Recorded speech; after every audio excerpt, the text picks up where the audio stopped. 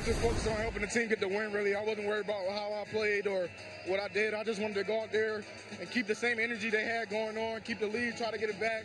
I think I did a pretty good job. This morning, you raised your hand and said, Coach, I'm ready. What changed? I just felt good. I felt like I have a little pop back. I had a little confidence, and I really miss playing with these guys, man. They're great teammates, and I really wanted to help them get ready for the playoffs. The key words there, ready for the playoffs. Sam, do you see Markelle Fultz being part of that rotation because the 76ers have clinched already? Well, I think so. I think when you look at the reason they brought him back at this time, it gives them an opportunity for him to play in some meaningful games. Their schedule is really on their side this time of year. But look at here. First of all, nitpicking a little bit, he's got to do a better job of screening, but he read the defense. They tried to play the screen. He read it. He rejected it. Went in for an easy layup. Donovan Mitchell's tweet aside, he wanted him to dunk on that.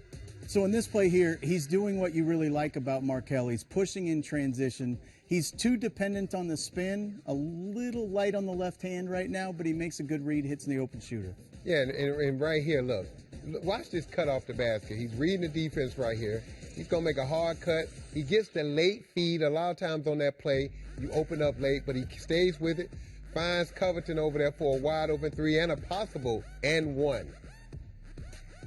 This is also something, and we touched on it just a moment ago briefly as well, but heading into the playoffs, what's really unique about Markelle versus their other ball creation players is he can score, and he has a native feel for when to slip.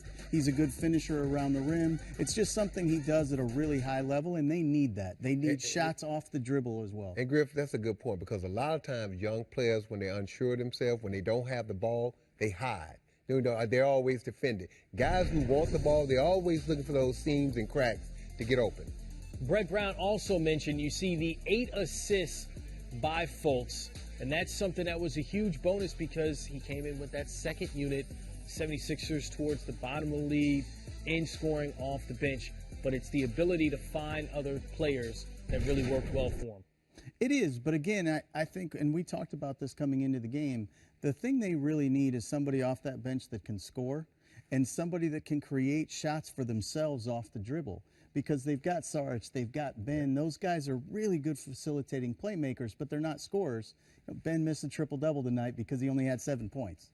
Yeah, and I mean, look, you want your better players, and this is one of their talented players, to pass the basketball. Everybody's like playing with a willing passer, but when you look at this Philadelphia 76ers team, 35 assists tonight. As a coach, you are just giddy because you know if you get 35 assists, it's going to be hard to beat you because the ball is moving.